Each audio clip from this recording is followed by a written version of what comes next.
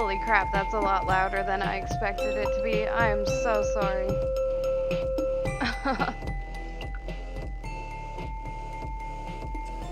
Let's go into the options. Oh my goodness. Am I even recording audio here? Oh yeah, okay, awesome.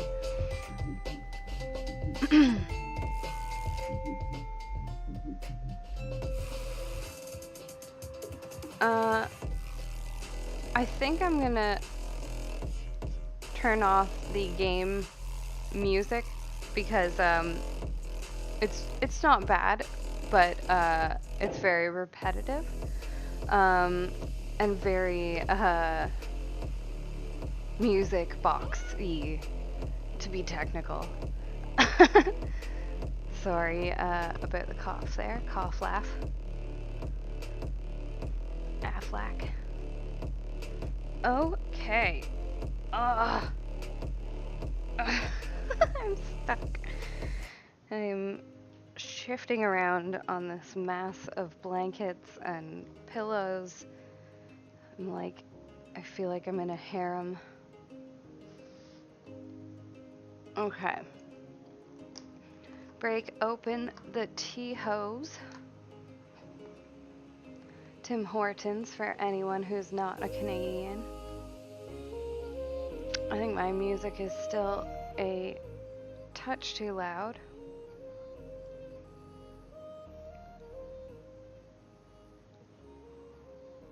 Alrighty. I think that's a little bit better. I'm just gonna wait for the yeah, my schedule is just a little bit off on the website. Such as life and kids and life and stuff like that. Let's see, am I in frame? Because I just came flying in the door and no, I am not really in frame. I think I set that down too much. Whoa, I'm a cyborg now. Oh, why is it shifted over that far? Hello! Hello, and welcome back to Ninja Kitten Plays Storytime Edition. We are going to be playing this hilarious game called Purrfect Date. I'm not endorsing it in any way yet because I was gifted this game by an awesome follower of mine, Pantifo, and I mean, why not? Let's try it out. It sounded very weird in the description.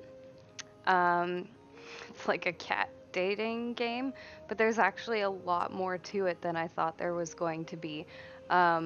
As you can see, I'm going to start a new game because there's a ridiculous amount of background story and plot building in like the first 10 minutes of playing this game. So it's essential if you guys are going to take part in this adventure. I would really like to have my viewers be involved in the decisions of this game because I'm not super invested in it at this point, and it'll make the whole process more fun.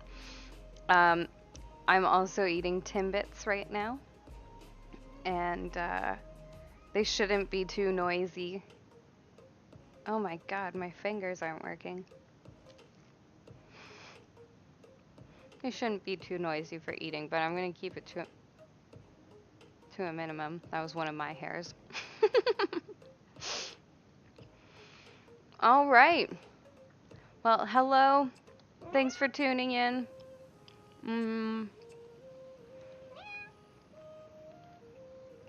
Feel free to chat in the chat as much as you want because I'm going to be taking your suggestions tonight. First suggestion, I guess, should be which character should I play? It doesn't really matter. This chick is very pretty. So is this one. That one's alright. I'm not a fan of the frosted tip gradient that this guy's got going on. And then these two guys. So, I'm probably just gonna go with this chick that I had already. Call her Sabrina again.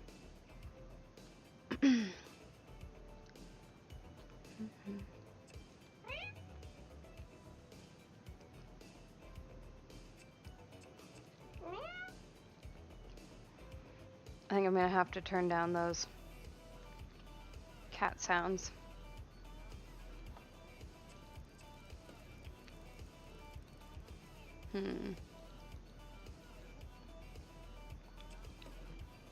Maybe I can't adjust the settings now that I'm in it. Okay. I said in the tags that I was going to be doing voice acting. And I am. I'm going to read you all a bedtime story tonight.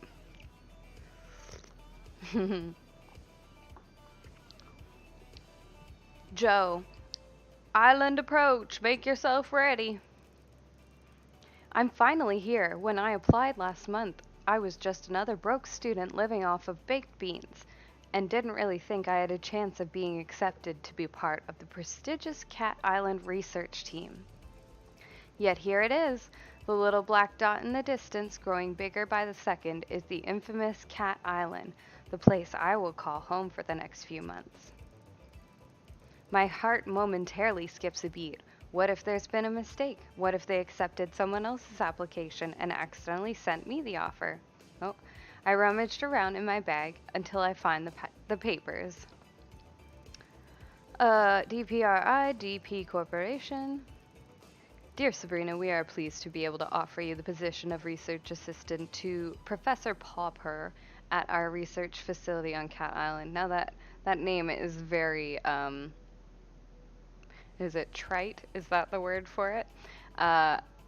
Very on the nose. It's like DC Comics where they're like, Dr. Noah Body. You're just destined to become invisible. The position will be for an initial period of 8 weeks. Your contract will be sent separately. We look forward to working with you. Yours sincerely, Professor Popper, PhD, BSc, Honors, DPG. I don't know what those really mean, those titles. No mistake. That's my name right there in the top left-hand corner, Sabrina. And there's his name at the bottom, the genius behind this whole operation, Professor Popper. Science genius and my new boss. I fucking love that. Just a general science genius. I look up from my papers to see dry land rapidly approaching before us. It seems to be surrounded by a huge barrier of impenetrable black rocks. As we get closer, we're not slowing down, and I begin to worry that we're going to crash into them. Then, at the very last moment, we take a sharp turn to the left, and suddenly we're sailing smoothly towards a jetty through an opening in the rocks. I blow out the breath that I've been holding and break into a smile. Nicely done, Skipper. The ferryman comes out from behind the steering wheel, ignoring my attempts at camaraderie, and shouts rather brusquely. Take all your belongings. We won't be back for days, so don't leave nothing you'll need. Thank you. I smile weakly at the ferryman and his son and pick up my bags. ready to disembark. We glide seamlessly up to the wooden jetty, and the son leaps ashore to tie us off. He's greeted by a bulky man in a uniform who I take to be a security officer of some kind. I really enjoy the differences in art, the background stuff and the foreground. Joe. Sir, caught you a mouse. And then he laughs loudly as though he said the funniest thing he's ever heard. It's very disconcerting. I already forgot that I was doing voices for everyone. The security guard remains surly and turns his attention to me. Let's be having you then. Oh, wait. Let's make his voice different. I don't know. Let's be having you then. He holds out his large hand, which I assume is an offer to help me off the boat. But as I reach out to take it, he snatches it away, throwing me off balance so that I almost fall over the side. Wow, what a great start. Oh, I'm just not reading this properly. ID card. Oh, I see, of course. I reach into my back pocket and hand over the laminated card I was given on the mainland. Cat Island Security. Name Sabrina.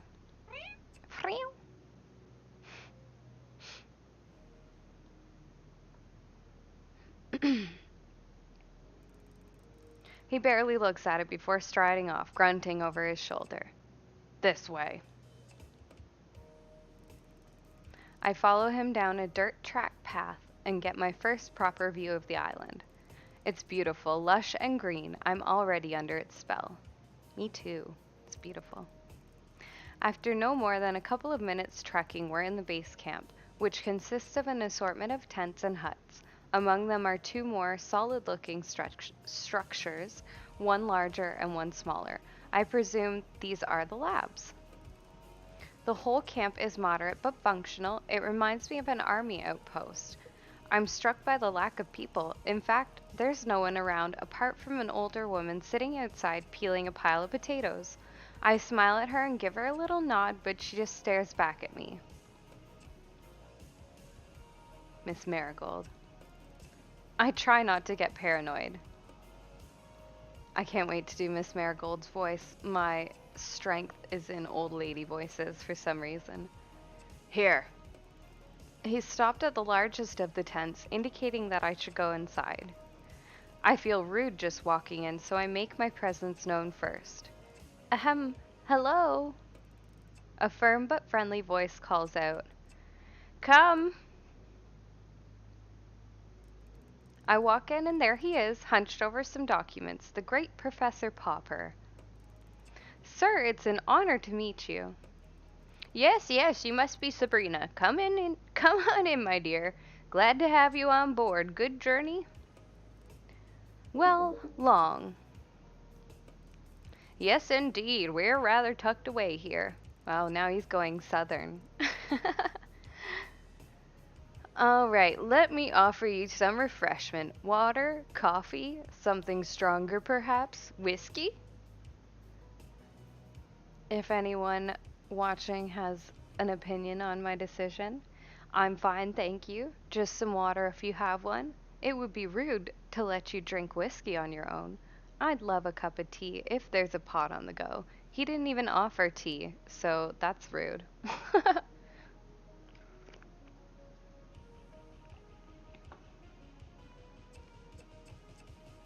I'll say just some Oh, wait.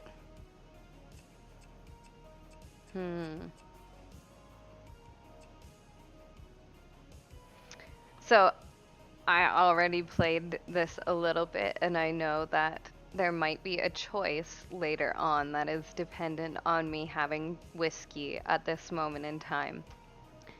Or, shall I say, an excuse that lines up with me having whiskey at this point in time. So I think that I'm going to do that. No, just some water. Oh, now that's something we have an abundance of. There are plenty of safe, natural springs on the island, but we have the bottle kind too.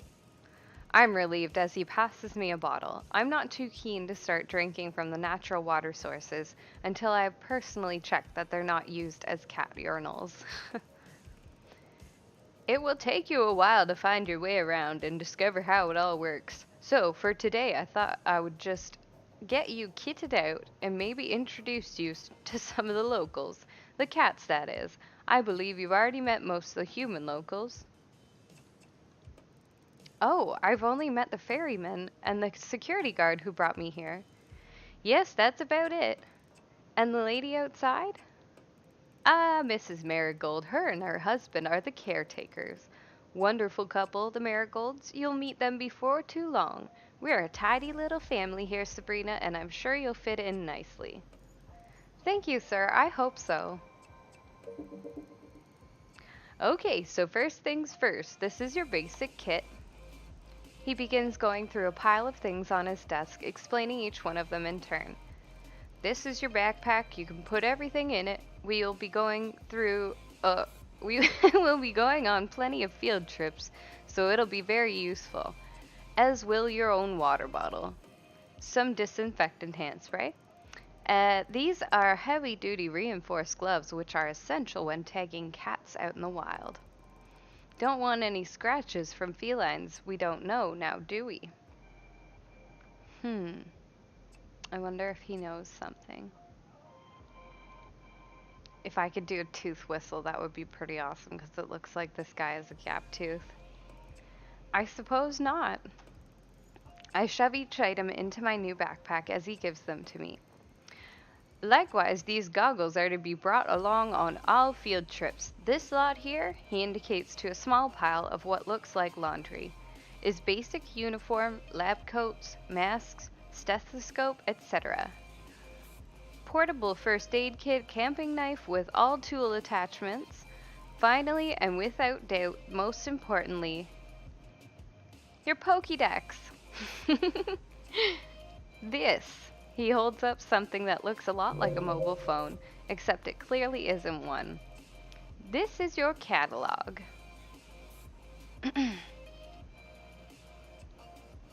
That's clever. A catalog. Catalog?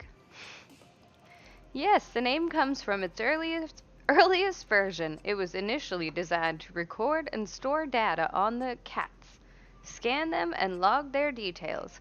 But as you see, we've come a long way since then. Now you can use it to communicate with the rest of our team. I've added everyone's contact details for you. Listen to music, take photos. There's even a pen that comes with it to insert microchips into the back of the cat's necks so that we can keep track of them. I think his accent is fading in my brain. I feel like I should have made him British, but that's too much of an effort for me. It is a very valuable piece of equipment, Sabrina, and I need you to protect it above all else. Do you understand? I do. I understand. He is looking me directly in the eye and clearly expects a response. Yes, sir. Of course I will look after it. Good, you'll get to know all the functions as you go along, but for now, I suggest we take a stroll out and see if we can't find a few friends to introduce you to, so that you can try it out. He hands me the gadget. I feel a bit nervous taking charge of it, but also really keen to have a go.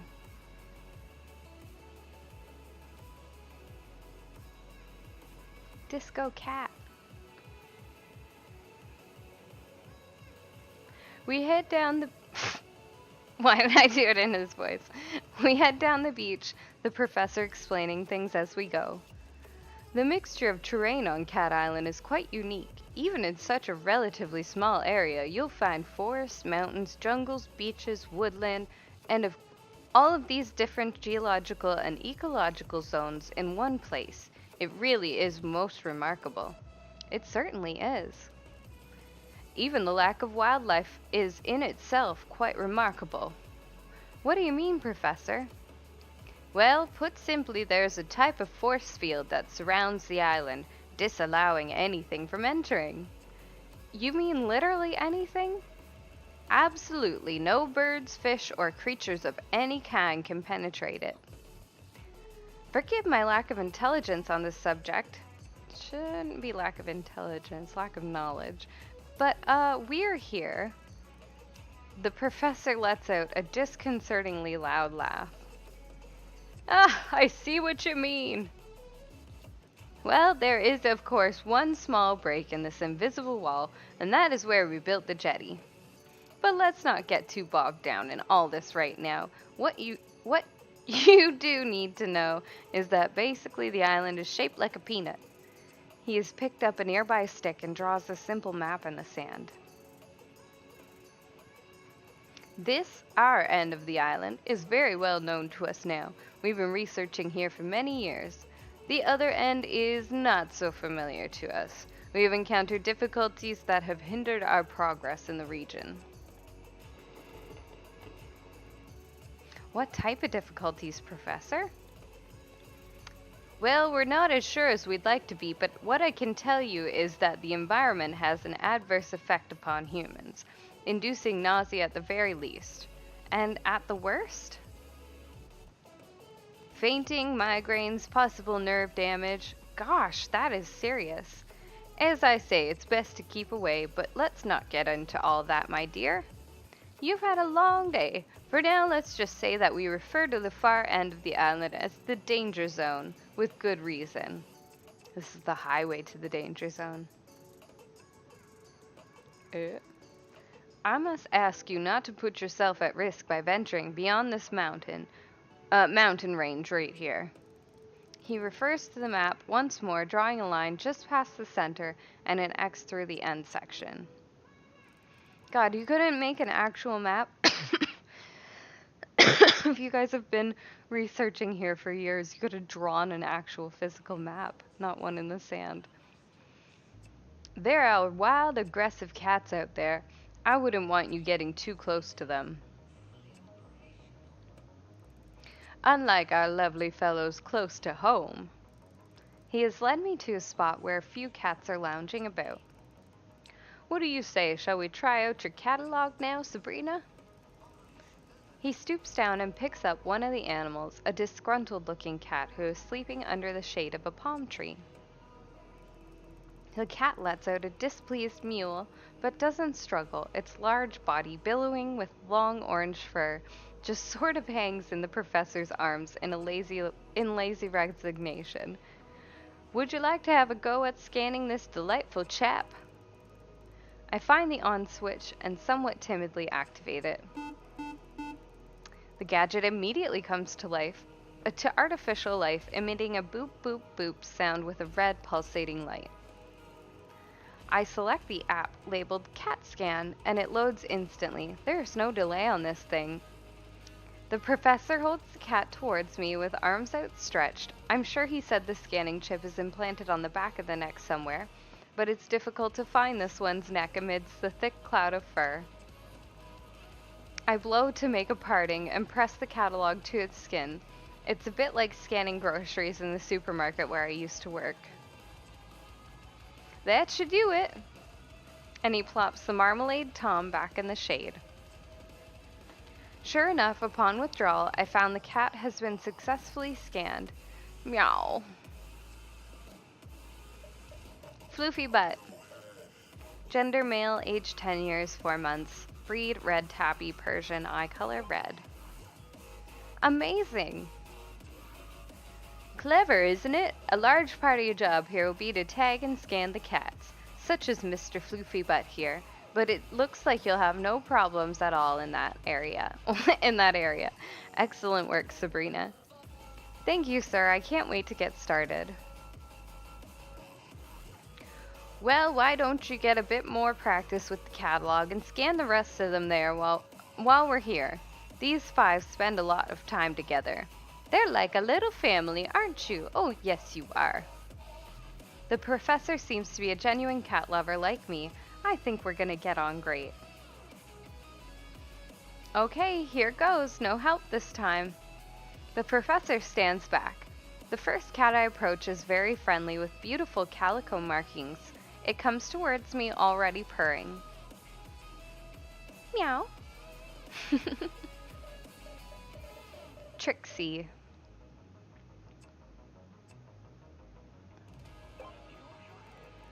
Next is an elegant, sleek, hairless cat sitting gracefully in the sun. She doesn't pay me much attention and allows me to scan her with minimal fuss. Meow. Snooty Booty. The fourth cat I approach is a noisy one. Meow, meow, meow, meow, meow. McMurphy, male 60. Oh, I wasn't going to read all of those. And finally, the one I deliberately put off until last. He's been skulking around the edges of the activity, eyeing me suspiciously as though he could pounce at any moment. I laugh at myself, already projecting personalities onto these animals.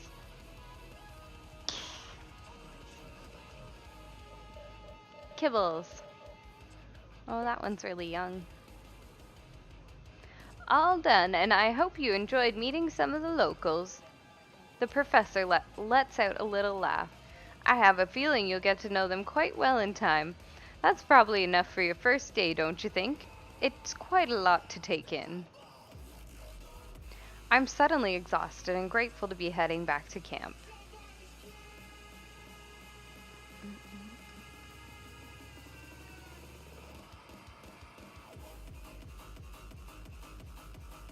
It's quite late by the time I've unpacked and settled myself, but I want to write in my journal. I want to write my journal entry before I sleep. I'm surprised at how chilly it is. I have pulled my sleeping bag right up to my chin, but I still feel goose pimples. This must be British. I still feel goose pimples bloom all over my arms.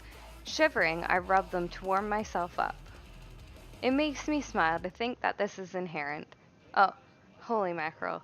It makes me smile to think that this inherent reaction to the cold is what will be keeping my new feline friends warm tonight.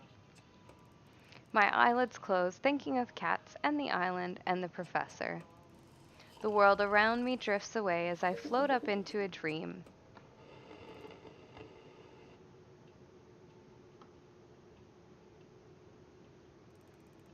I'm not sure how long I've been asleep, but I wake with a violent jolt that leaves me sitting bolt upright. It's too dark to see anything, but I hear a rustling and then a strange electronic noise, one that in my sleepy confusion I can't place right away. The catalog! Acting on instinct, I scramble to my feet and follow the noise out of the tent. I look around me, and my fears are confirmed when I catch sight of a pulsing red light getting fainter in the direction of the forest. I snap into action, running as fast as I can, barefoot, dressed in my pajamas, running at full speed into the forest in the dark of the night. I must be crazy. The words of Professor Popper are ringing in my ears. I need you to protect it above all else. My legs are trembling beneath me. I stop, feeling my heartbeat heavy throughout my body. I wheeze in and out, my breath billowing in front of me in white puffs. I shouldn't feel like this. Why am I so dizzy? I try to get my bearings and realize I've blundered perilously close to the danger zone. I can just make out the shapes of some large animals in front of me before my eyes close and I drop to my knees. ...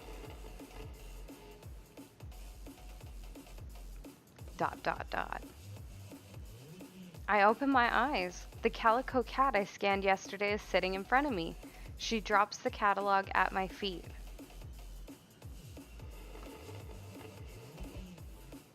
I pass out. And I need a drink.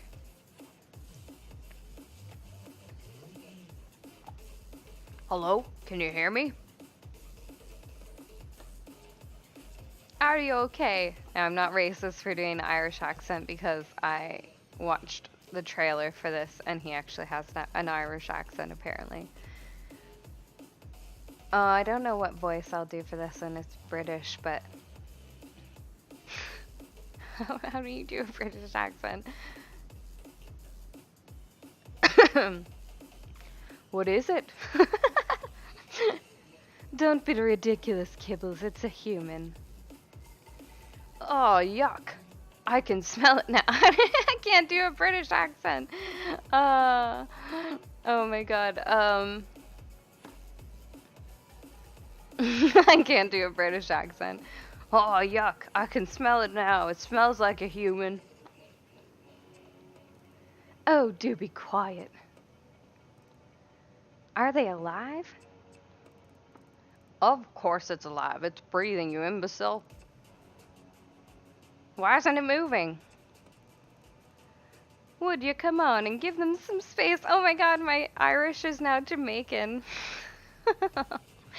Maybe I should give up on the voice acting or stick to Canadian accents.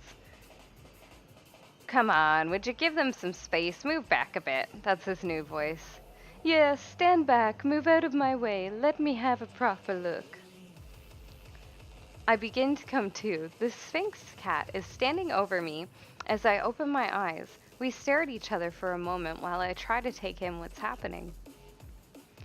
Is this one defective? Oh, I feel sick. I'm gonna puke. The cats watch me intently. Am I going insane? Oh, my head. What is it chattering about?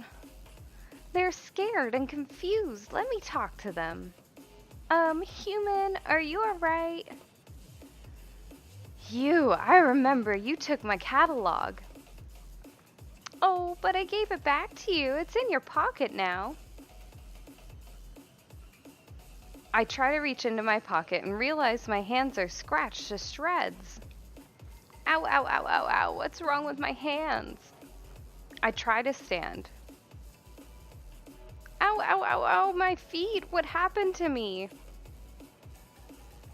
Yeah, I guess that's from all the climbing.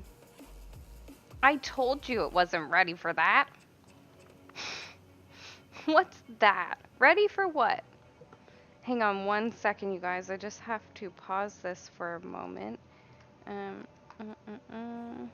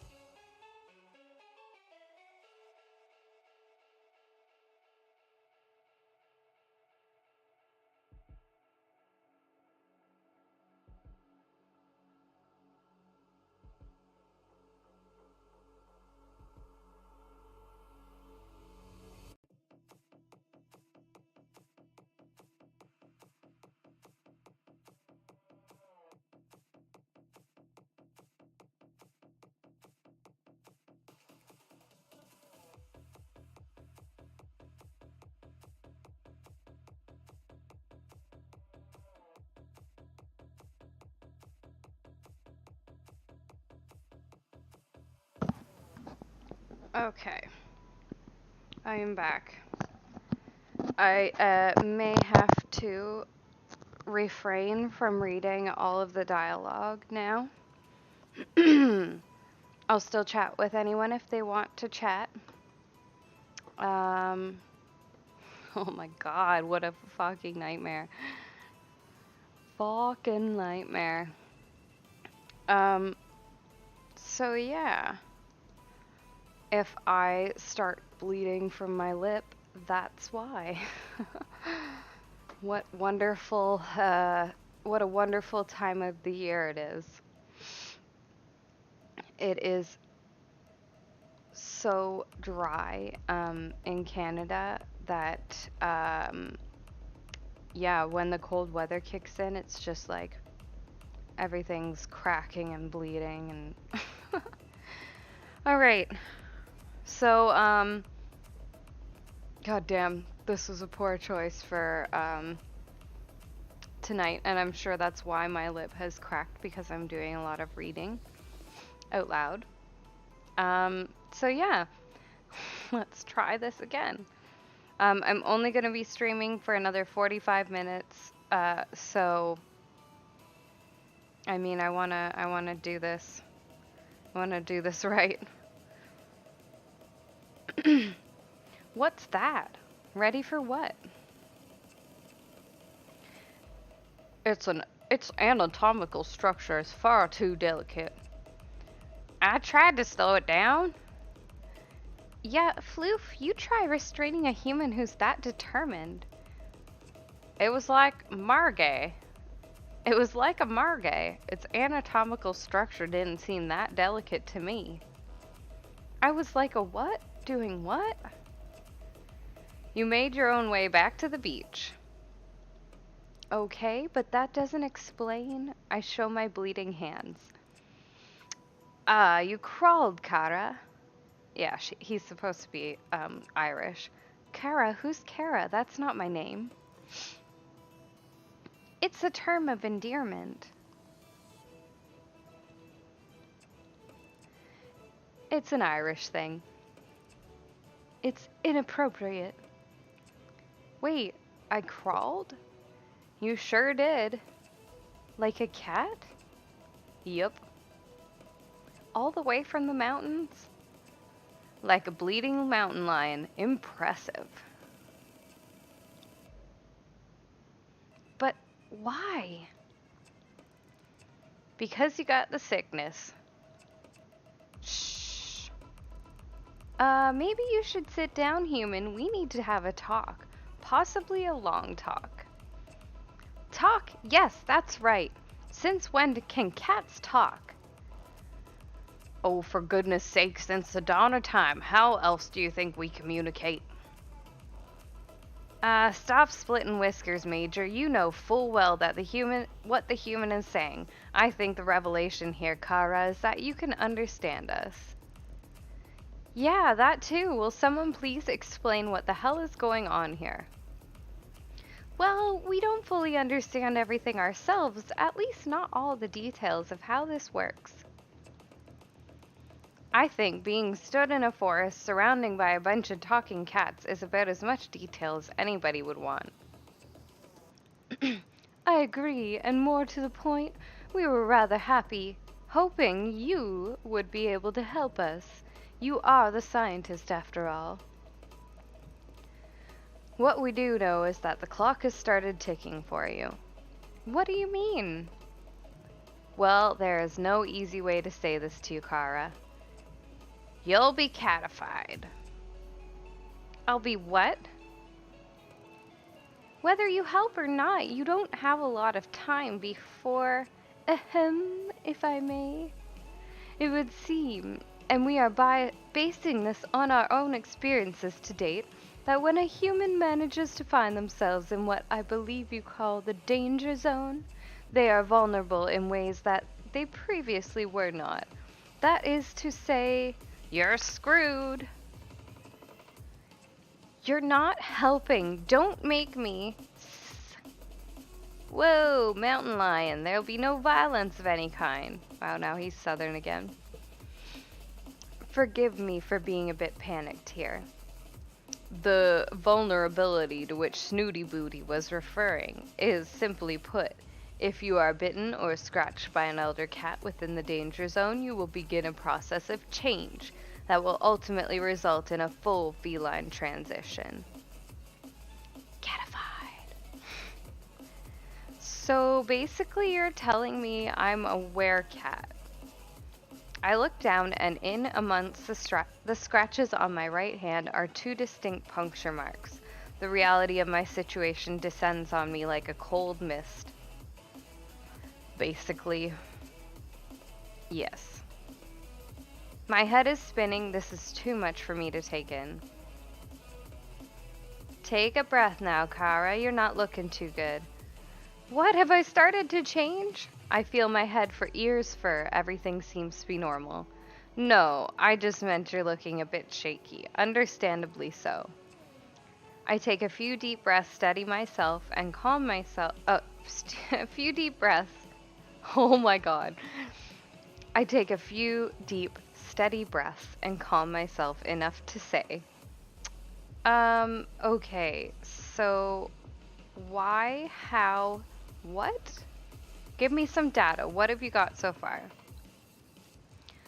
Look, we'll answer anything that we can, but the truth is we have more questions than answers ourselves. So you said you need my help. What exactly would that entail? Well, finding our friends would be a start. The cats on this island, they're going missing. We don't know what's happening to them, but the body count is rising and we've hit a wall. A wall of ignorance, maybe? Really, how many times do I have to tell you? The Muellers are to blame. Muellers? No, Floofy Butt, there is no need for name-calling. Speaking of name-calling, I'll remind you to call me Major Madam. Major Madam? Look, they can't help the way they are. It's a lack of breeding, you know. Overbreeding, if you ask me. Again, Muellers? They're the elder cats, the island originals. They can't speak the way we can, hence the derogatory term Muellers. And how are they to blame exactly? Well, if I knew that, there would be no need for this elaborate kidnapping. It's hardly proving to be a roaring success after all. Look, Kara, all we really know is that we are no longer safe on this island. The elders who live within the danger zone are hostile towards us. Not sure why, it's just always been that way. And now, because cats are being taken, nowhere else is safe either. You expect the occasional mishap. We live in an undomesticated world here, after all. But lately, cats have been disappearing almost every day. Even the last human we catified went missing. I'm sorry, what? Let's not open old wounds, Kibbles. Yes, onwards and upwards. Well, first things first, this werecat thing. Catification. Transition. Whatever. How does it work? Time passes and then you transform into a cat. Yeah. It's a gradual process. It's different for everyone, but it won't just turn overnight. The clock is ticking, however. The first side effects of the transition is being able to understand us. Well, some of us. Not the elders, obviously. Not all the domestics either. Then you have the whole heightened senses thing, the increased agility, the crazy body hair stuff. Let's not worry all human with all the details yet. I assume there's an antidote? I'm afraid you're going to be disappointed in that assumption. Hang on, you said there was someone else who you'd put in this position. Well, let's hope you're a better bet than they were. Unfortunately, they weren't able to discover an antidote or get our friends back. I know where their notes are, though. Really? Trade. Huh? You help us, and I'll give you their progress reports. So what do you say, Kara? Will you help us? Mm-hmm.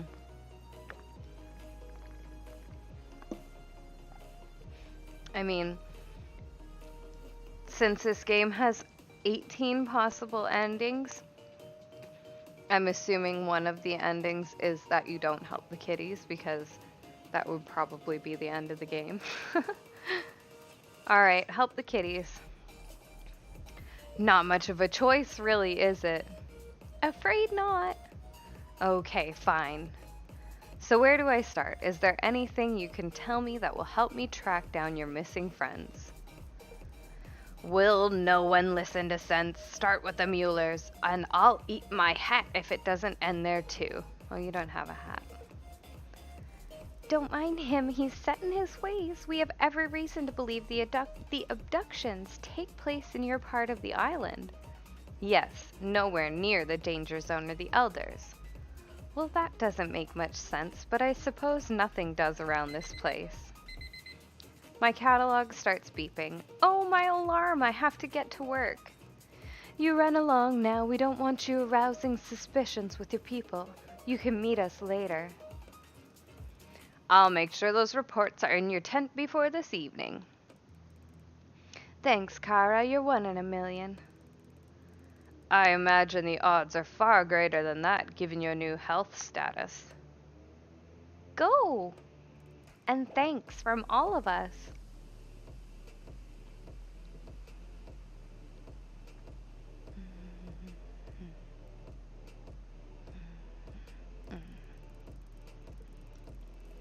Hang on one second. I'm pretty damn sure that my playlist is already playing back through again. Yep. Alright, I'm gonna have to add more songs in there later. After a rather painful journey, I'm very grateful to finally limp into camp. I have just enough time to get myself tidied up for work, and am about to peel off my filthy pajamas when I hear my catalog beeping. I have a message, but I can't tell who it's from. It's not from any of the contacts that Professor Popper programmed into it. In fact, there's no contact information at all. Are you sure it was wise to trust everyone? Anyone? Sure, it is wise.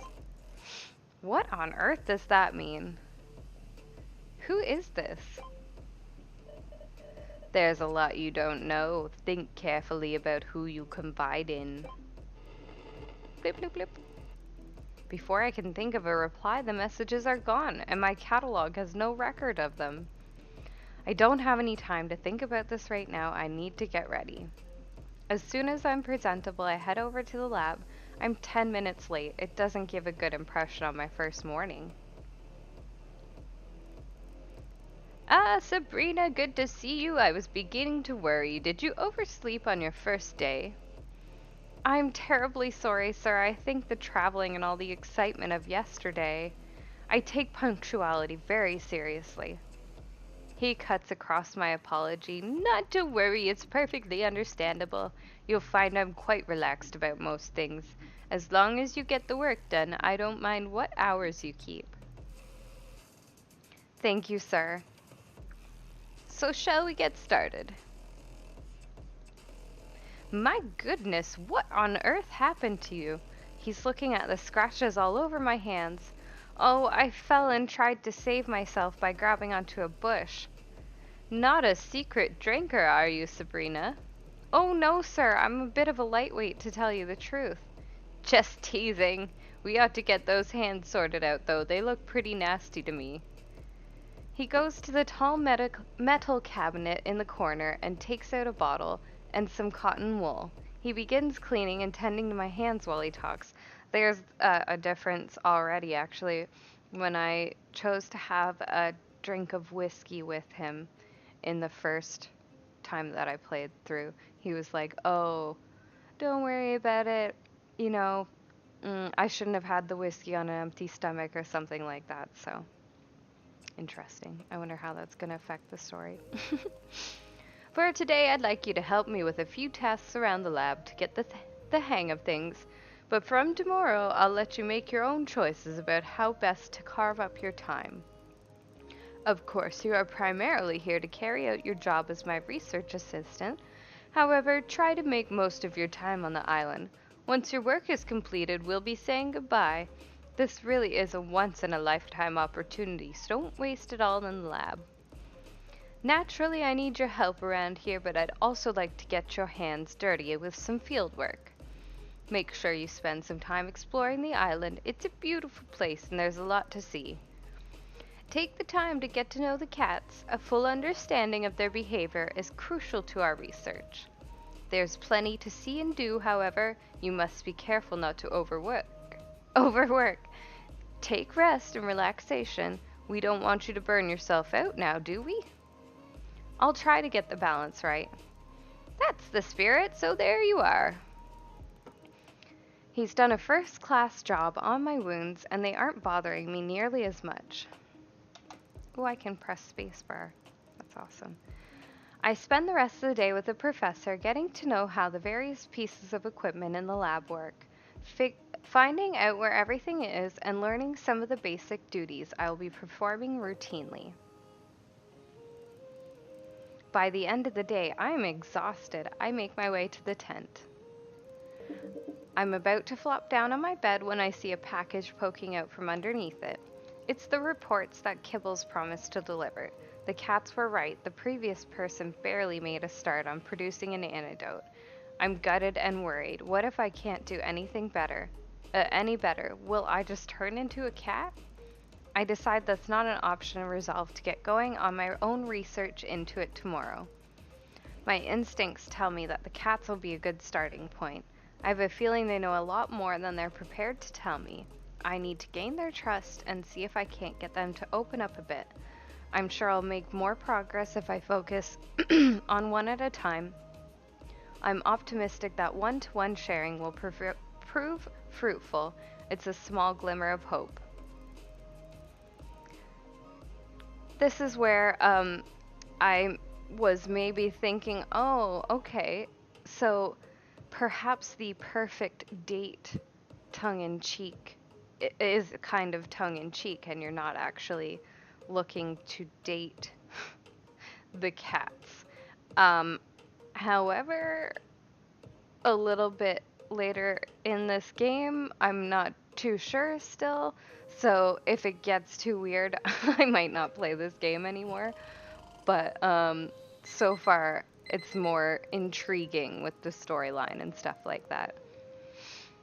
The first morning of waking up on the island, I'm so excited to discover what the day will bring. Should I jump straight into a lab research, or maybe it'd be wise to start investigating a way to help these cats and find a cure for myself?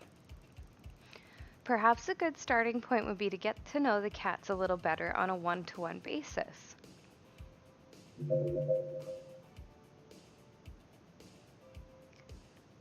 So, this is the daily task window. I've only done 2 quote-unquote days for this. So I'm gonna do one that I haven't done, maybe.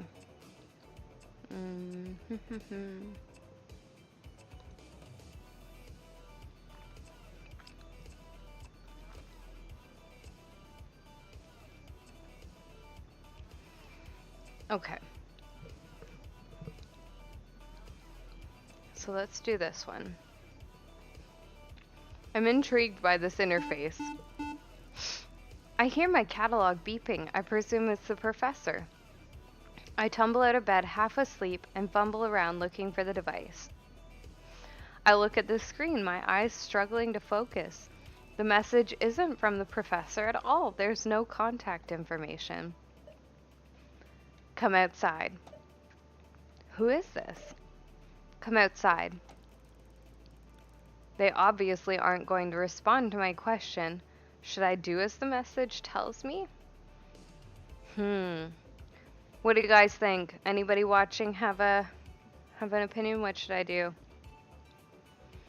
Earlier there was another message from no contact information. And it said, should you trust anyone or everyone? And be careful who you confide in. Maybe this is the same person. Maybe I should go outside and see who it is. I mean, the feral cats can't send me a text message. It's got to be somebody else with a catalog thing, right? Don't do it. Oh, I don't know. One vote for no.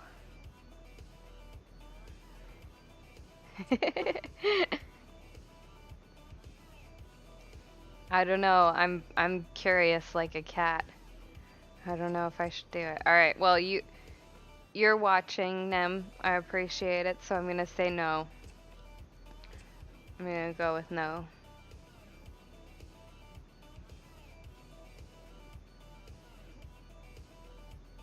Maybe. Unless anyone else says anything.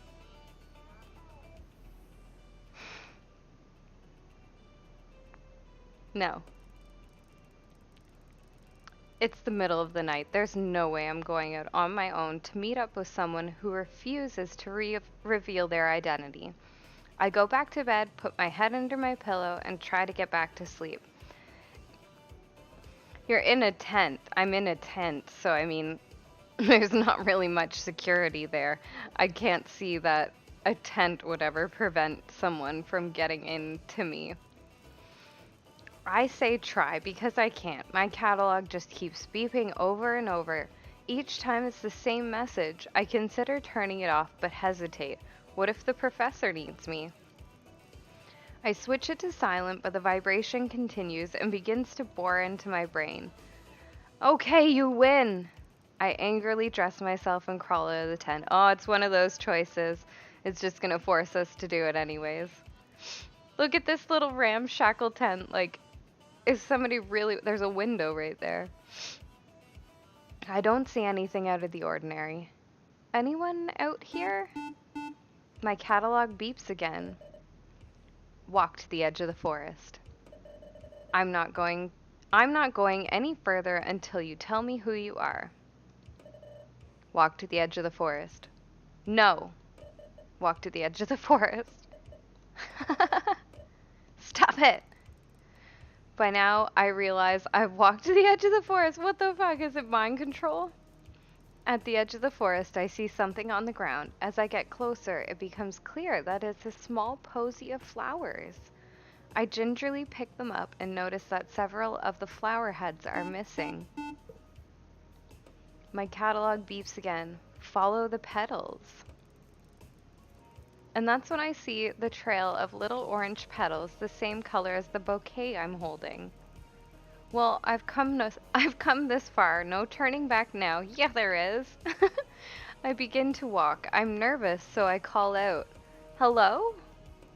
No answer. Louder this time. Hello? Hello? Hello? Who's that? Who goes there? Major, is that you? Floofy butt? I really wish you wouldn't call me that, human. What on earth do you think you're playing at? Cavorting around the forest in the dead of night, causing a ruckus.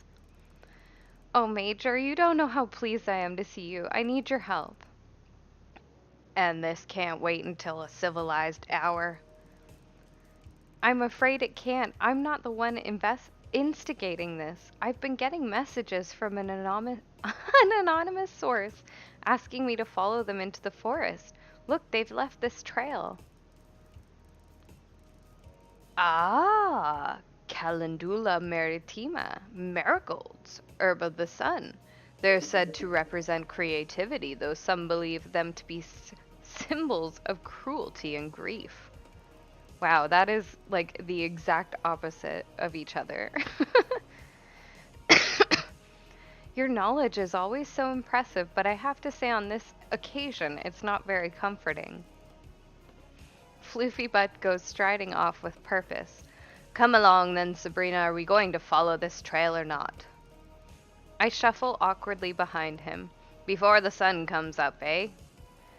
We continue on for a short while and notice that the petals are getting more sparse.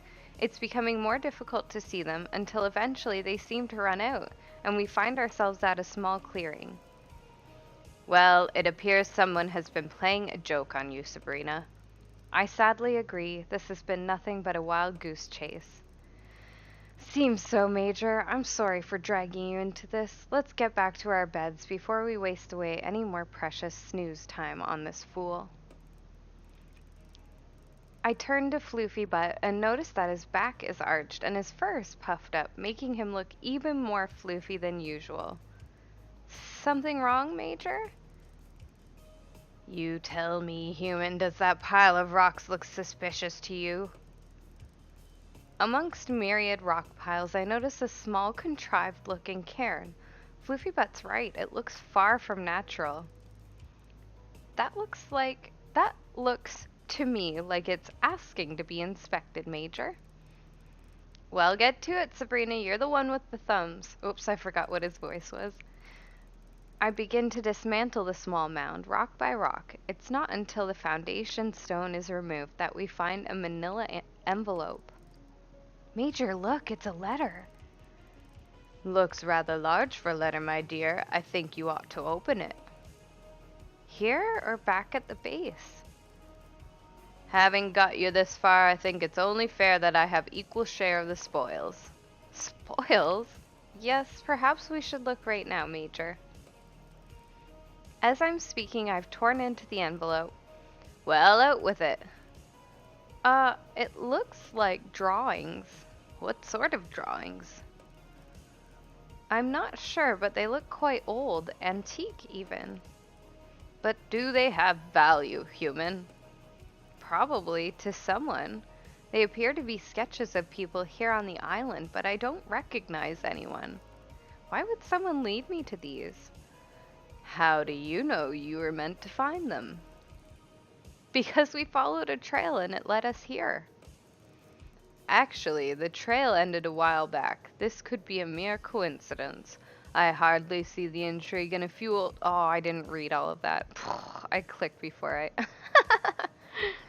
Even so, I'm going to hang on to these to see if they prove relevant to whatever mystery is unfolding here on this island. Floofy Butt rolls his eyes. I wish it would have shown the letter because I have a feeling that I know who those people are going to be. I have a feeling. You really ought to focus more on the clues that matter instead of running around in the middle of the night on wild goose chases. Let's head back before anybody discovers you're missing. I roll the drawings and tuck them into my waistband. I'll study them when I have more time. I think Floofy Butt is probably right, but I don't want to miss a trick. Get some rest now, Sabrina. Finally, a sensible suggestion. I head after Floofy Butt, struggling to keep up. I really need some sleep.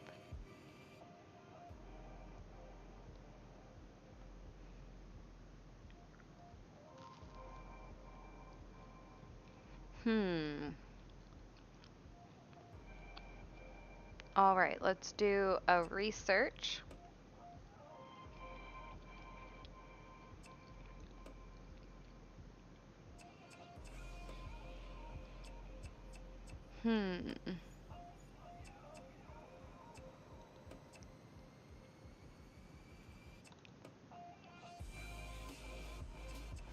I don't know if I'm supposed to do them in order. No, I guess not. Unlocks after completing chapter 2. Let's do, I guess, opinions from the audience.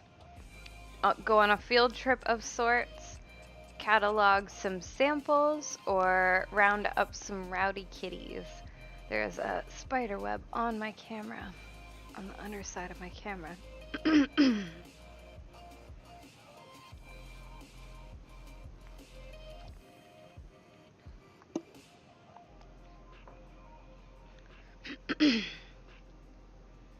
take an opportunity to eat a Timbit. Look at how delicious these little suckers are. I don't know if you can see that. They're beautiful.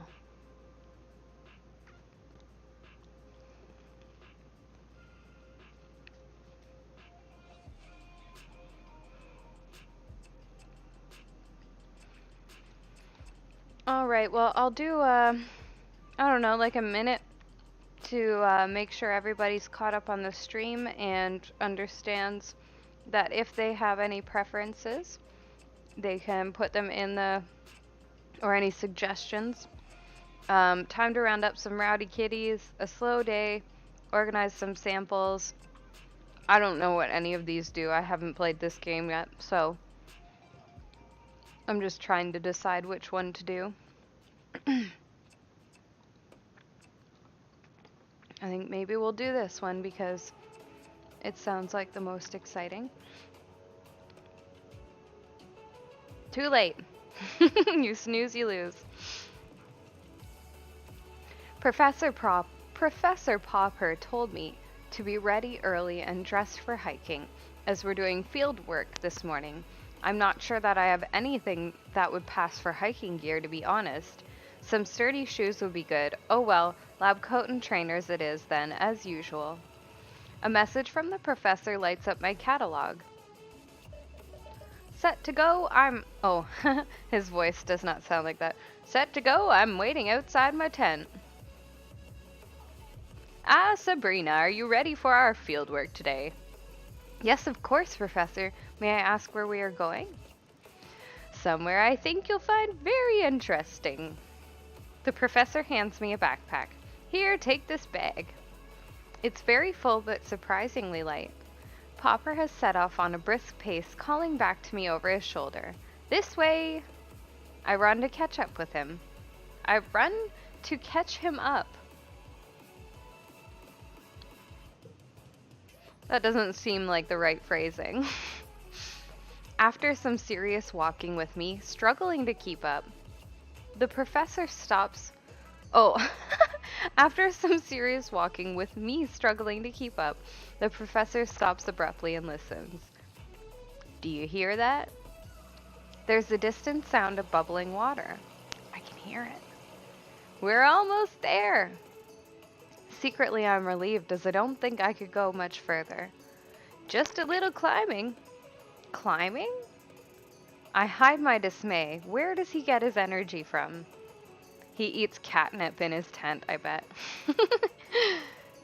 It's just at the top there. It's not as difficult to climb as it looks. We are in front of an almost vertical rock face. Just copy me. He clambers up expertly. I manage to find a spot that will support my foot and start the climb. I make little progress before slipping and falling flat on my bum. I try again, this time I take it slow. Again I fall. What happened to the benefits of catifications the others keep going on about? The professor notices I'm having trouble and holds a hand out for me. I manage to climb up just enough to take hold of him, and he lifts me the rest of the way. His strength is impressive. Curious, even.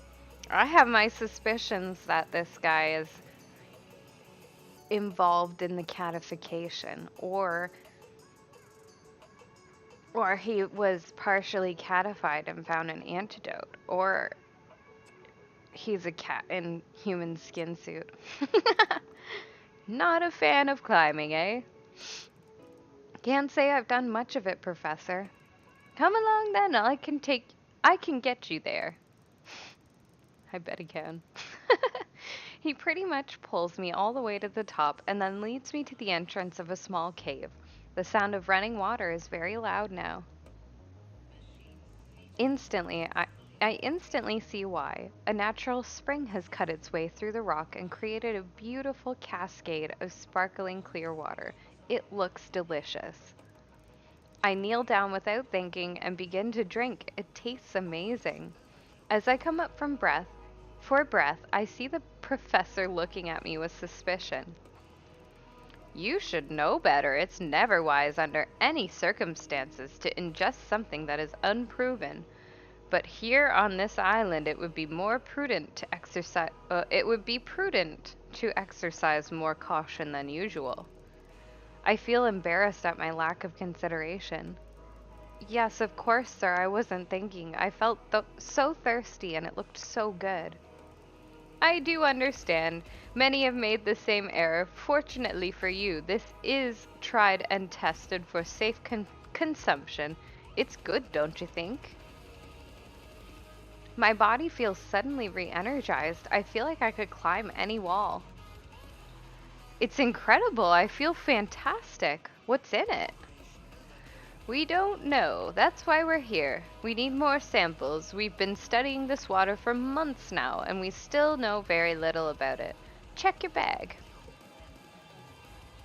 I open my bag. It's full to the brim with empty plastic bottles. We need to fill all of these with water. We're going to need as much as we can carry. I do as he says, but by the time all the bottles are full and back in my bag, it weighs a ton, but I feel like I can lift anything. The effect of the water is powerful. The professor has also packed his own rucksack with bottles. That should do it for now. Let's get these back. As we make our way down the rock face and back to camp, I have no problem keeping up with the professor. I feel I could run all the way. However, as we get closer to home, I start to feel the effect wear off. My bag becomes unbearably heavy. The final limp to camp is torture. I need to rest.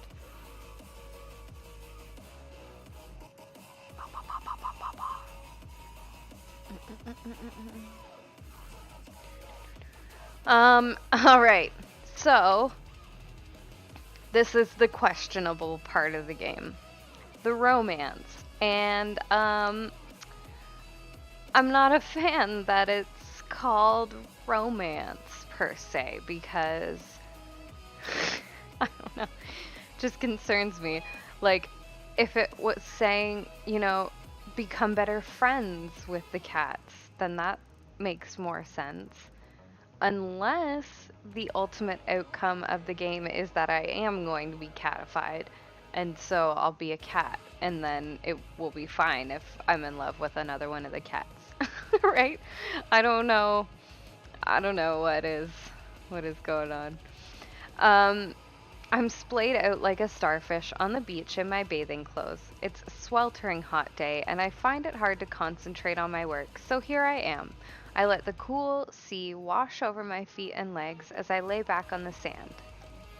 I hear a long, loud sigh coming from somewhere nearby, and I up to see where it came from. Snooty Booty, in repose under the shade of a palm tree, is looking about her with a concerned expression, one that I've never really seen a cat make before. And I also think that potentially the romance, that these cats are humans. That's what I think. I think these main character cats, and potentially more of them, are actually humans. I go over to her to see if I can help her with something. Are you okay, Snooty Booty? She lets out another long, wistful sigh. To be quite frank with you, human, no, I am not okay. I cannot expose this delicate skin of mine to the sun, but there is something I need to retrieve from further down the beach. It is quite the predicament. Oh, right. Want me to fetch it for you? Oh, would you really be so kind, human? I would be very grateful. Sure, it's no problem. We can't have you putting that delicate skin of yours at risk, can we?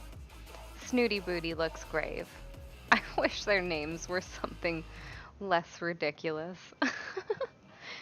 Indeed not. Skincare must come above all else, don't you know?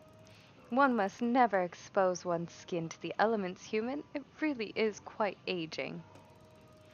One must also never get stressed if one wishes to retain one's youthful aura, which is rather difficult on this frightful island. Oh, I know, believe me. How do you know? Are you stressed? Oh no, that would upset me terribly. Really? That's sweet of you. Of course, you really are a precious thing. I do so hope you are finding your time here pleasant. Don't worry about me, Snooty Booty. I'm fine. Now, what was it you'd like me to get for you? Well, before I tell you, I must ask you that you don't inform the others of the whereabouts of this particular item. It is very dear to me, you see, and one of the few luxuries I have all to myself. Of course, that's no problem. I can be discreet when I need to be. I do hope so, human. You see, along the beach just south of here, there's a tree which bears the ripest of coconuts all year round. It is quite splendid. The coconuts are always so sweet and creamy. Snooty Booty looks as if she's lost in a wonderful dream. Sounds lovely. It is. I like to drink coconut water as often as I can, as it's so good for the skin and waistline. But the less civilized denizens of the island keep knocking the coconuts down before they're fully matured. Fortunately, no one else seems to have discovered this particular tree yet.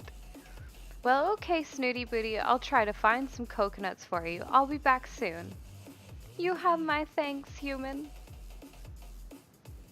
I've been walking for a lot longer than Snooty Booty led me to believe.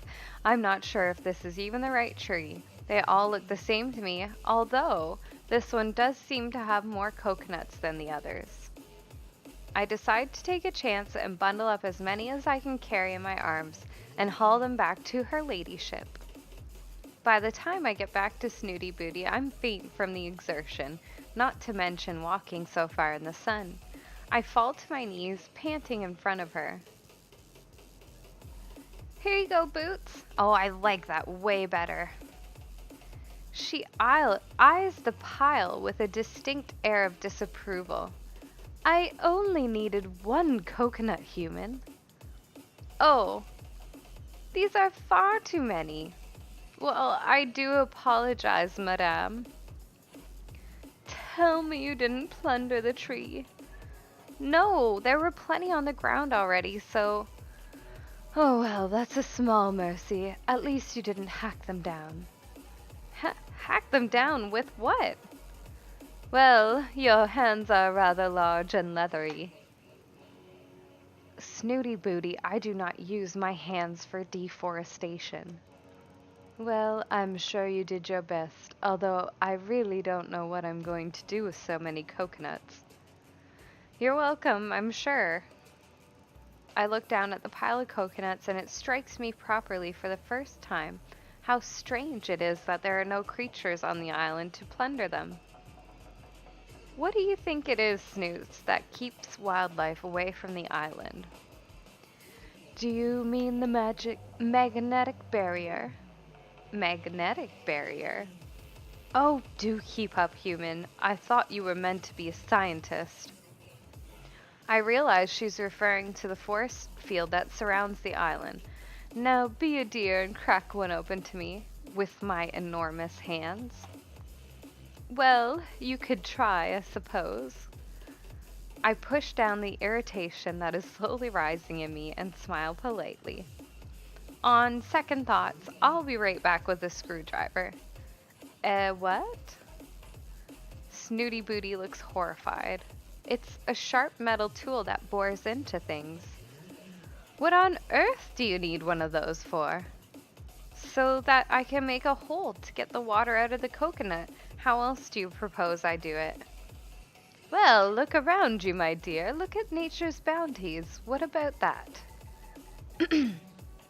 Snooty gestures with a limp paw at a shard of rock nearby. Snoots, how do you usually get the water out of the coconut when there isn't a human around? Well, the exuberant Kibbles simply loves to break things. Had you not noticed? It's one of the few reasons I tolerate him, don't you know? Far better than one of your screw dribbers, don't you think? I reach over and pick up the rock. It does look like it could actually do the job. Okay, let's give it a try. Here goes. Holding the coconut in a palm leaf, I gently tap the shell a few times with the stone before finally whacking it. It cracks open surprisingly easy and the water drains into the leaf. There now, see how nature provides, human. Yep. Again, you're welcome. Quite. Snooty Booty stretches her neck and then upper body towards the leaf. She sticks her tongue out as far as it can go before raising her big eyes to me. I can't quite seem to... I suddenly realize what she's getting at. Huh? I don't know. Oh, she wants me to pull the leaf over to her. Fine, let me help. I let her struggle for a moment or two before I begin to feel a little bit like a child pulling the wings off a fly. She can't help the way she is. You seem to be struggling a little, Boots. Well, you've placed my libation slightly out of my reach. Oh, I'm sorry. Would you like me to help? Bring it a little closer, perhaps? Well, of course I would, human. Are you being deliberately obtuse? I would very much like to help you, Snoots, but you make it rather difficult. How? I don't understand. I've been perfectly clear in my instruction. You see, I'm under a spell. It's a very powerful one which prevents me from following any instruction unless accompanied by some magic words. Oh, would you care to enlighten me? Well, it would go something like this. Please, human, would you mind passing me my libation? Thank you very much. There is a pause during which I'm really not sure what Snooty Booty is thinking. Suddenly, the Sphinx erupts into peals of laughter. I seem to have forgotten my manners. Please do be so kind, human. I would be most obliged. Oh, go on then. I nudge the leaf closer to her and she delicately laps at it. I truly am indebted. Many thanks. That looks delicious. Mm-hmm. Snooty agrees without taking a break. You know, searching for those coconuts was thirsty work. I'm sure it was. She's still lapping at the water. Oh, my throat's a bit scratchy, especially in this heat. Snooty Booty finally comes up for air. Quite, that's the beauty of the coconut. You see, so hydrating and most palatable too. You really ought to try it sometime. I look down at the now dry palm leaf. Yeah, that's a good idea, Boots. And the very best thing after drinking coconut water is to curl up and have a nap, you know. Beauty sleep is most important. Oh, is that so? Indeed, human. I suppose you have other things to do now? Well... Snooty Booty yawns and closes her eyes. I suppose I do. Sweet dreams, princess. She snores softly in reply. Well, that was pretty cute.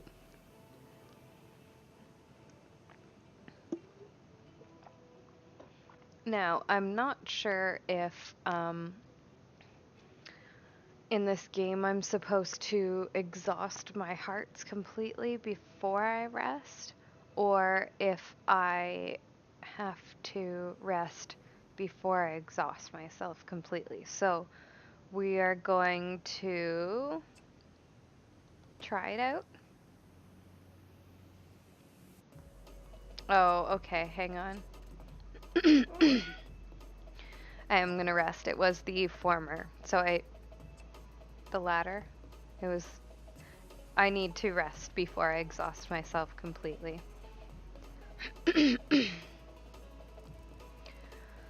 I'm in class at my university, the tutor is late, and we're all sitting waiting. I turn to my friend who sits behind me to make a joke about the tutor's car breaking down. But my friend isn't there. Instead, there's a giant cat. Whoa, that art's pretty awesome. It looks like an elder. It bares its teeth at me and lets out a menacing low growl. Just as I'm about to scream, the tutor arrives, but it's Professor Popper.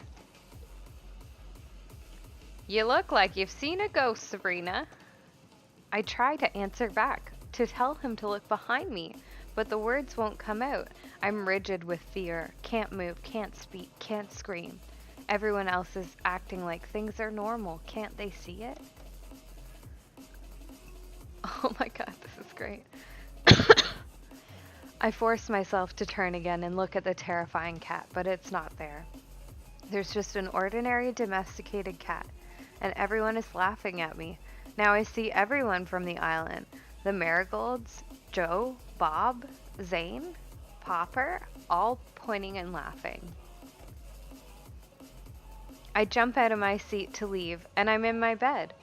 And I'm in bed, in my tent, sat bolt upright. I shouldn't have eaten cheese so close to bedtime. That's never a good idea.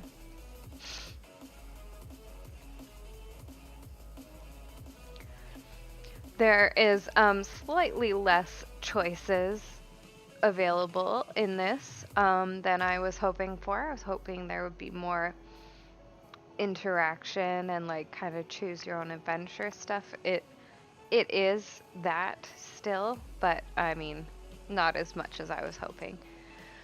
Okay. Let's do some more recon. Okay, there's only 2 of these. So I guess we'll do that one. Recon time. I've been staring at the back of his head for a long time now. Too long. I'm starting to feel creepy. I just don't understand it. All he does is sit in that chair by the dock, eating egg sandwiches and doing crossword puzzles. How does a man like that become the security guard for a place like this? As far as I can tell, his job consists of greeting the boat to make sure nothing unauthorized gets on or off it, picking up supply deliveries, and occasionally taking a long lazy lap of the island to make sure everything's secure. I wonder what he knows about the research that goes on here, if anything. He doesn't seem to be interested regardless. I decide it's time to get to know this island bouncer and go join him at the dock. I sit next to Zane, me on the sand, him in that chair. He's not wearing his big coat, and the short-sleeved shirt allows me to notice for the first time how surprisingly muscular he is. I never truly thought of him as security in the bodyguard sense, but now, squinting at him sideways, trying not to stare too obviously, I begin to see him in a new light. I pluck up the courage to talk. Hey Zane, how are you? Are you trying to start a conversation? He says this without looking up from his crossword puzzle. Oh, I suppose I am, yes. I don't get to chat to humans much in my job. Research Assistant 125. He rolls out the words like he's reading them. Oh yeah, I guess that's me. So what does that number stand for anyhow? You don't know? He asked monotonously, eyes still glued to his crossword puzzle. No, actually, to be honest, Zane, I don't know much at all. There is a definite lack of intel sharing on this project. Which project would that be? This one, the whole research project that's going on here. Is there more than one? Depends who you ask. You? I was just asking you, really. I don't understand your job. I don't need to. I don't care about things I don't need to. What do you care about? He looks at me for the first time. You really want to talk, don't you? Well, there's not much else to do here. Besides, I'm interested in it all, aren't you? My interests consist of what's for dinner and when my next crossword puzzle book's coming. They don't look like some of the art is slightly off. Like his image up on the right there does not look at like his image down in the bottom left when he's talking. His jaw is significantly larger in the little mini version. When it's coming, you get it delivered. Comes with the mail. And his hair is way different. He's definitely cuter up in the top one there. I don't know, maybe they had different people doing the art. Comes with the mail. He's back to not looking at me again. The mail? You mean the parcels? And the letters, yeah. The letters? Who would go to the trouble of sending mail all the way out here when we have email? I laugh, but Zane looks very serious. It's safer sending mail the old-fashioned way. With email, there's viruses, hackers, worms, cyber terrorists. I get the feeling he's not very tech-savvy. Yeah, but anyone can open and read a letter, right? Not if I'm around. And besides, who would suspect that something important would be in a fragrant pink envelope? There's an awkward silence. Of course, being my usual socially inept self, I'm desperate to fill it. Fill it. Need any help with that crossword? I'm pretty good. I can even do the cryptic puzzle in the Daily Inquirer. This line usually gains me a little kudos, but Zane simply ignores me. I decide to just come out and say what's on my mind. I mean, it can't make things more awkward than they already are. Zane, have you ever noticed anything strange going on here? Cats behaving weirdly? Zane suddenly looks up, his eyes locking straight onto mine, unwavering and hard. No. Have you? Well, not exactly, but he is looking at me properly for the first time since we met.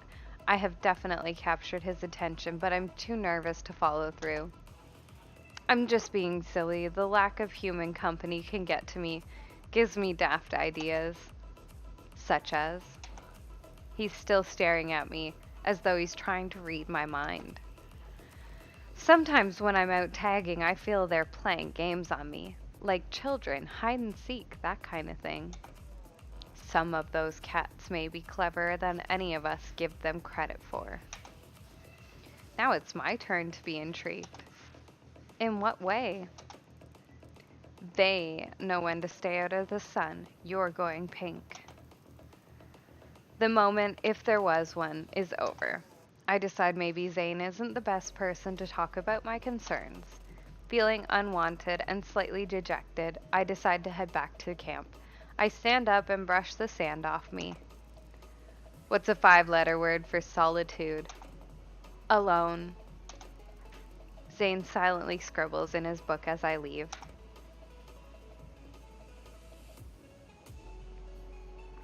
Intriguing.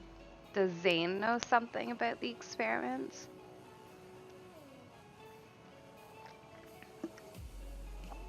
Could he be conducting some experiments of his own, perhaps?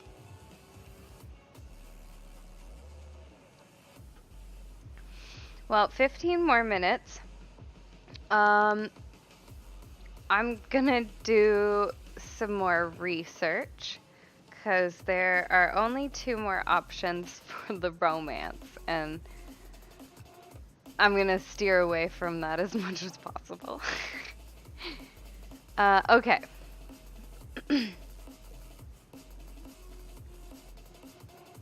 Today I'm in the lab doing flora research. It's not the most exciting job, but if I keep my head down, I can get through it quickly enough.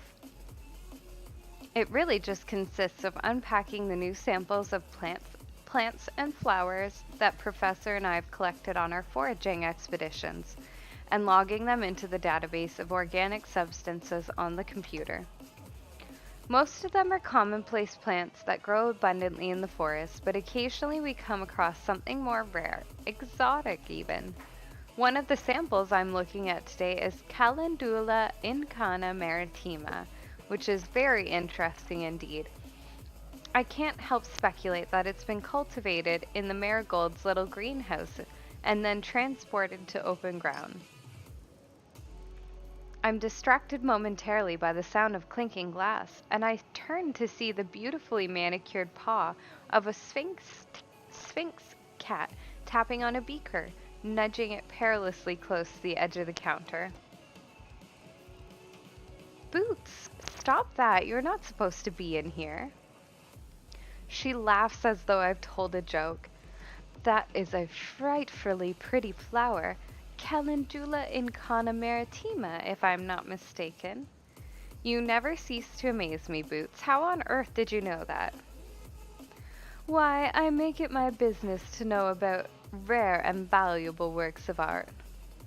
Art? Why not? It has been created like a sculpture or a painting.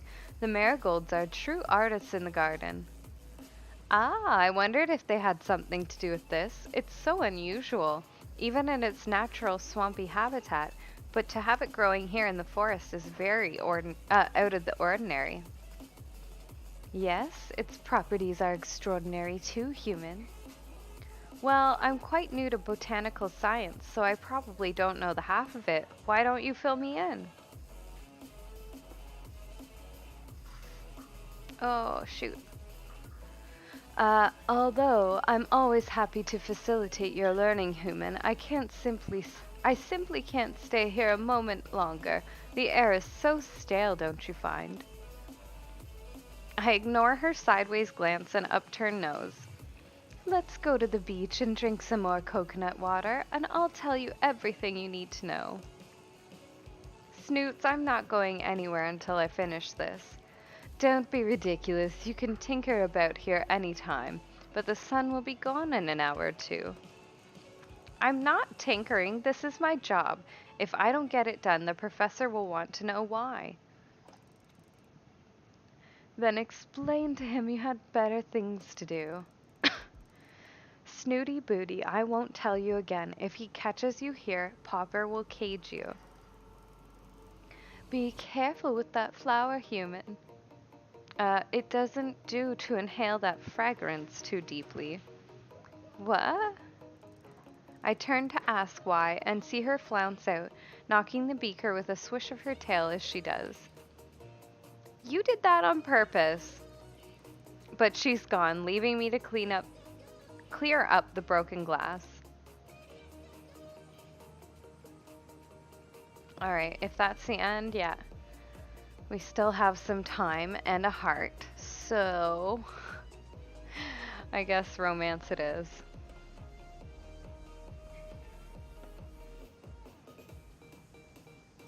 Oh, weird. It won't let me choose McMurphy. So perhaps you have to date one of the cats at a time? I don't know. Snooty Booty, Snoots. I've been searching for the Sphinx for what feels like ages. For a cat that never seems to move, she's surprisingly difficult to find. I am answered eventually by an unintelligible murmur coming from the shade of a nearby tree. Of course she's sleeping. Snooty Booty? I poke at her gently and try to rouse her. I have something for you, a gift as it happens. Oh, human, it's you. Whatever are you doing up and about at this time? It's midday, Boots. Snooty stares at me uncomprehendingly. I have an hour for lunch and I came to spend it with you, but if it's not a convenient time, I could always find something else to do. Wait, you mentioned a gift? Well, yeah, I suppose. I had the idea when we were drinking. Well, when you were drinking from the coconut I fetched for you the other day. I took some of the remaining coconuts over to the lab and cooked up some coconut oil. Snooty Booty opens her mouth wide. I sit awkwardly staring at her, unsure what exactly she's doing. Well, I'm ready to break my fast, human. It's hard sometimes to know whether to laugh or spit with this spoiled feline. No, Boots, this isn't for eating. You mentioned how good coconut water is for you, so I thought you wouldn't you would might like some coconut oil to rub into your skin, keep you moisturized and youthful. Aren't you terribly clever? I don't like where this is heading. I don't like this at all. I don't want to rub oil on a cat on a date. This is so weird. I can't help but blush. Snooty Booty rarely compliments anyone, so I feel honored. You may begin. Snooty Booty lolls on her back, exposing her plump pink tummy to me. Oh, you want me to rub it in for you? That's how I feel too. Snooty Booty smiles, simply smiles in response. Well, a please wouldn't go amiss. Yes, well, I didn't want to make a fuss, but I would prefer if you asked first. I sigh. There's not much point in arguing with Princess Snooty Booty, but I don't think she actually means to be rude. Sometimes she just doesn't seem to understand how to talk to people as equals. Yeah, well, that's a fucking problem. Get off your fucking high horse. You're not an actual princess, you're a cat. I don't have the energy to deal with it today, but I make a note that at some point she and I are going to have a little chat about etiquette. Please, may I rub this coconut oil into your skin? Yes, you may. I pour some of the pungent liquid into the palm of my hand and rub it together with the other. I have no idea what I'm doing as I've never massaged anyone before, but I work along the lines of putting sunscreen on a friend. As I touch the warm, loose skin on Snooty's primordial pouch, I'm struck by how delicate she really is, and I try to be as gentle as possible. So gross. Is it okay? You're very skillful with your hands, human. So fucking weird. Okay. So, I do so wish I had those thumb things. They seem so useful. They're quite handy, to be honest, but paws are cool too. Snooty Booty lazily inspects one of her paws. Do my paws next, will you? Snooty's skin is reacting well to the treatment and has become shiny and pliant. I see the good it's doing. I move on to massage her paws, but I am quite taken aback by the length of her claws. Oh, hey, Pantifo! Just stopping in. How are you doing? Good. Getting to a weird part of this game, which is the quote unquote date or romance aspect of this video or of this game. It's very uncomfortable, and I'm not sure if I'm going to continue with the game because of it. I really wish that they had phrased it as like maybe relationships, like friend relationships or something like that, but there are a couple of interesting possibilities that maybe these cats are actually humans who have been turned into cats. Maybe I'll be turned into a cat by the end of the game, and so dating a cat is not bad. It is. It's very cringy. Right now, I am rubbing coconut oil on a Sphinx cat's paws, and the previous line was something about her primordial pouch, which I'm sure that means her belly, but it's just don't be sorry. It's hilarious, and I wanted to try it out anyways. I love the art and everything, and it's a good story aside from that one little bit. Just that. It's been nothing too weird yet, but it's just a little bit odd. Oh, my boots. Your claws are really quite long. Don't you use a scratch post or anything? What? You know, something abrasive to file them on? Whatever for. Well, it's part of being a cat, really. Stops them from catching on things. Snooty Booty is peering at me with one judgmental eye open. Caught on what, exactly? Oh, I don't know. Snoots, don't worry about it. I'm sure it's fine. Oh no, do go on. I'm intrigued. You seem to be implying that there is a degree of neglect in my grooming. Aw, thank you so much. Thanks for stopping in, Pantifo. And maybe tomorrow I'll try out that 7, that other game that you sent me, or the one that you mentioned that was free on Twitch. So thank you so much for stopping in. Go sports.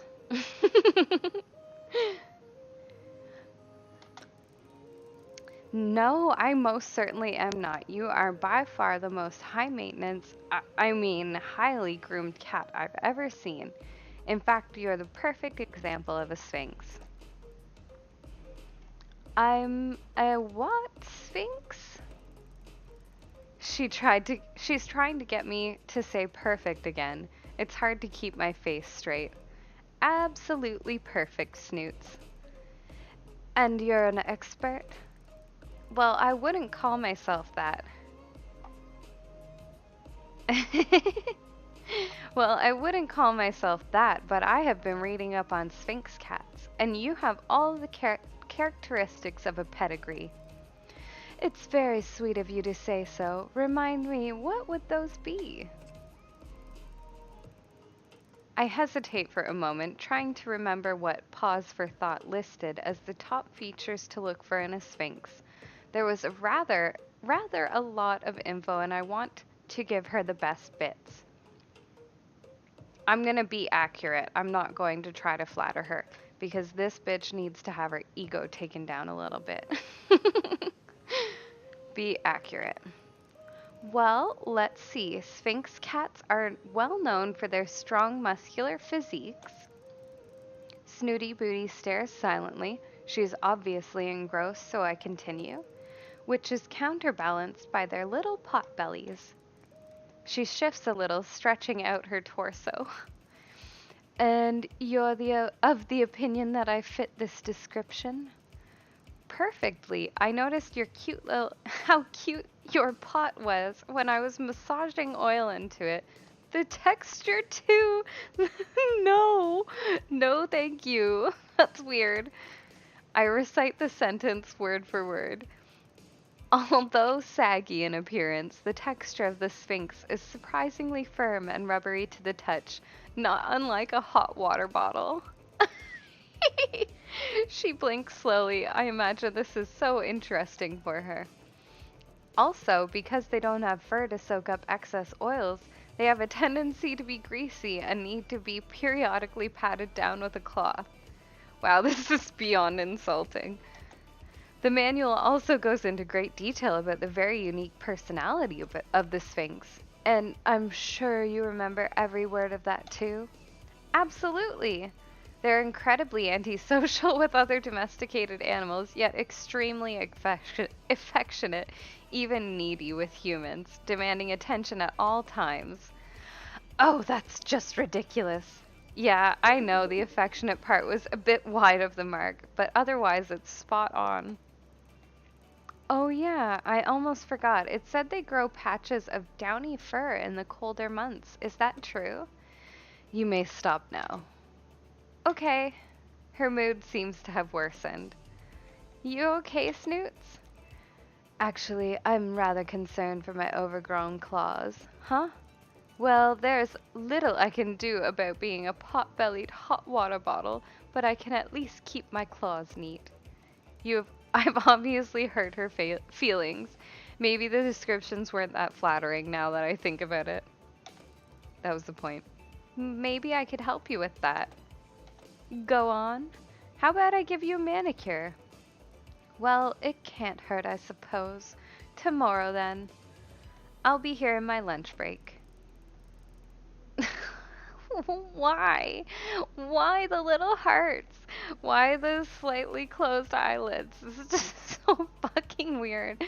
You know, Snoots, you are the most beautiful, aristocratic cat on this island. Well, the competition is hardly what one would call worthy. Oh, I don't know. The elders can be quite fetching in the right light. In spite of all her efforts to hide it, I catch the glimmer of a smile before she curls up to sleep. I'm not okay with romancing the kitties. I'm not okay with that part of the story. Alright, guys. I think I'm gonna have to turn in and play something to cleanse my palate. Message me in my Discord or in the comments of this video and tell me how, on a scale from 1 to 10, how uncomfortable this game made you. If I should continue playing it. I'm so intrigued by the actual storyline of the game, like the cats that were originally on the island called the Elders. They are transforming you into a cat yourself. The main character cats could potentially be humans.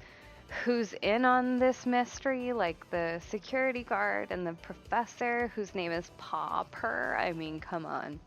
He's got to be a cat that transformed into a human somehow. Maybe that's what the elder cats are trying to do. But I don't know. It was fun. And thank you, Nem, for that one choice that we got to make.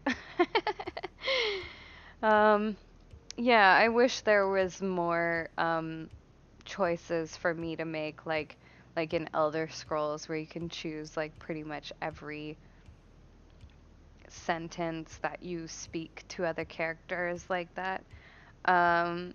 And thank you so much, Nem, for watching me. And we will definitely play. Oh, I think you were involved in the Discord chat when Dragon, Desert Dragon said we should play Dead by Daylight again soon. So that's going to be coming up, everybody. And yeah, I gotta go charge my phone. Might be testing out some other games from the Humble Bundle, the Humble Bundle gifts that I got, which thank you so much again, Pantifo. Even though this game was a little bit traumatizing, I really appreciate it. And the other games looked pretty cool too, so we're gonna try those out tonight, see what happens. Since I didn't have quite as much time to stream today because of rides needing to be, I don't know what I was gonna say, because of people needing rides and me having to drive them places and stuff like that. So, yeah, tomorrow I would like to do a longer stream, hopefully. I will make an announcement on the Discord, which if you haven't joined my Discord channel yet, please do. I am usually very active on there, chatting away until the, whoops, sorry, hang on. Chatting away into the wee hours of the night. So, yeah, hit me up on there. I have an announcements channel, and I will announce my schedule once I've figured it out. The schedules on my Twitch channel are a bit of a decoy because they change so quickly that it's hard to keep up making graphics for it and changing the little schedule timer on there. So yeah, thank you so much for going on this weird, awkward, yet intriguing adventure here, and have a great night.